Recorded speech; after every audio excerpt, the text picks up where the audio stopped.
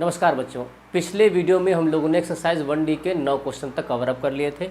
आज question number 10 और 11 के साथ एक्सरसाइज 1D के साथ ही हमारी पूरी प्रश्नावली समाप्त हो जाएगी। एक्सरसाइज 1E जो है वो जो है विविध प्रश्नावली है, मिक्सअप क्वेश्चन है, वो आप लोग ट्राई कीजिएगा। कोई दिक्कत हो तो हमको अलग से बताइएगा, उसमें कुछ नया बताने के लिए नहीं है। ठीक, क्वेश्चन नंबर 10 है कि 257 बटे 5000 है, 1000 नहीं है। 5000 को हमें 2 की घात m और 5 की घात n के रूप में लिखना है। इसका मतलब है इसका हमें गुणनखंड करना है। सीख चुके हैं, गुणनखंड करना शुरू कर दीजिए, कौन सी तकलीफ़ की बात है। 5 से पहले काट लें, थोड़ा आसान पड़ जाएगा।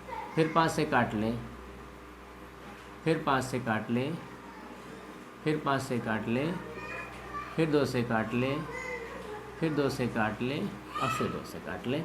चलिए हम लोग इसको क्या लिख सकते हैं कि 257 बटे 5 की घात कितना, 1 2 3 4, 5 की घात 4 और 2 की घात 1 2 3, 2 की घात, तो ये हमारा जो है निरूपण हो गया किसके रूप में, 2 की घात n और 5 की घात n के रूप में। कुछ भी हम लोगों ने नहीं किया है, सिंपल इसका गुणनखंड कर दिया है। गुणनखंड के बाद में जितनी बार 5 आए उसे उसकी घात चढ़ा दीजिए, जितनी बार 2 आए उसे उसकी घात चढ़ा दीजिए। देखिए दोबारा से 5 कितनी बार आया है, 1 2 3 4 बार आया है, तो 5 की घात हम लोगों ने 4 चढ़ा दी। 2 की घात कितना चढ़ाएंगे, 2 3 बार आया है तो 2 की घात हम लोगों ने 3 चढ़ा दिया। उम्मीद है आपको बिल्कुल समझ में आ गया होगा, बिल्कुल आसान सी चीज़ है। आगे इसने कहा है कि बिना भाग के दशमलव प्रसार ज्ञात कीजिए। पुराना वाला क्वेश्चन रिपीट किया है, हम लोग भी इसको लगाते हैं। तो 257 बटे 5000 को बिना भाग के हमें करना है। तो जब बिना भाग के करना है तो नीचे हमें 1000 10,000 ऐसा कुछ बनाना होगा।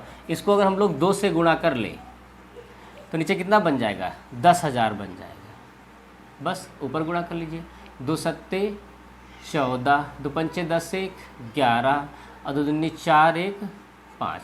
सही है क्या, 2 सत्ते 14, 2 पंचे 10 से 11, 2 दूनी 4 1 5। अब क्या करना है, 1 2 3 4 दशमलव हटाइए, 1 2 3 4 अंक के बाद दशमलव लगा दीजिए। ये बिना भाग किए ही इसका रूपांतरण हो गया। उम्मीद है आपको सवाल समझ में आ रहा होगा। अब लास्ट क्वेश्चन है, क्वेश्चन नंबर 11। इसने नीचे 3 संख्याएं दी हुई हैं, 43.1 2 3 4 5 6 7 8 9। दूसरा इसने 0.1 2 0 1 2 00 1 2 000 1 2 और उसके बाद में एंड सो ऑन। तीसरा जो दिया हुआ है वो 43.1 2 3 4 5 6 7 8 और 9। ठीक, चलिए इन्हें बताया है कि नीचे दशमलव प्रसार दिए गए हुए हैं और ये बताना है कि परिमेय संख्या है कि नहीं। तो एक बात ध्यान से समझिए, परिमेय संख्या वो संख्याएं होती हैं जिनको हम लोग अंश बटे हर के रूप में लिख सकें, यानी p बटे q के रूप में लिख सकें। देखते हैं किनको हम लिख सकते हैं। आपको ये तो सबको पता है, इसको सब लोग दशमलव को इसके अंश बटे हर के रूप में लिख सकते हो। कैसे,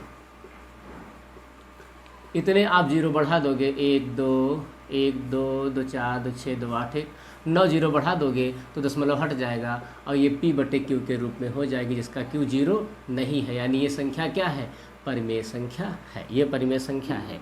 अब अगर इसको दशमलव के इसमें बदलना चाहा आपने, अब परिमेय उसमें दशमलव को भिन्न में बदलना चाहा तो नहीं बदल पाएंगे। क्यों नहीं बदल पाएंगे, क्योंकि हम लोगों ने दशमलव के नीचे अगर आपने पॉइंट लगाया और पॉइंट लगाने के बाद में आप कितने जीरो रखोगे, बहुत सारे अनंत तक की संख्या जा रही है, आप ये 0 लिख ही नहीं सकते। यानी इसे p बटे q के रूप में नहीं लिखा जा सकता। और जब इसे p बटे q के रूप में नहीं लिखा जा सकता बेटा, तो इसको हम क्या अपरिमेय कहेंगे, नहीं। तब यह हो जाएगी अपरिमेय संख्या, तब यह हो जाएगी अपरिमेय संख्या। ये ध्यान से देखिए, ये क्या है, ये आवर्ती दशमलव होते हैं। जो ऊपर लगा हुआ है इसे बार बोलते हैं। बेटा याद कर लीजिए, जिसके ऊपर बार लगा होगा वो सभी परिमेय संख्याएं होंगी, सभी परिमेय संख्याएं होंगी। क्यों, क्योंकि बार को हम लोग दशमलव के भिन्न में बदल सकते हैं। यानी इसको हम लोग किसमें चेंज कर सकते हैं, इसको हम लोग P/Q के रूप में चेंज कर सकते हैं।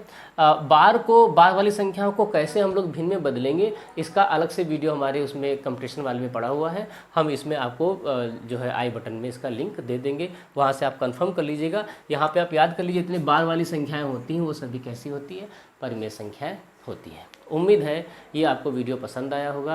अगर पसंद आया है तो अपने साथियों के साथ में इसको शेयर ज़रूर कर दीजिए और हमारे चैनल को सब्सक्राइब कीजिए और इसको ढेर सारा लाइक कीजिए। ठीक है बच्चों, नमस्कार।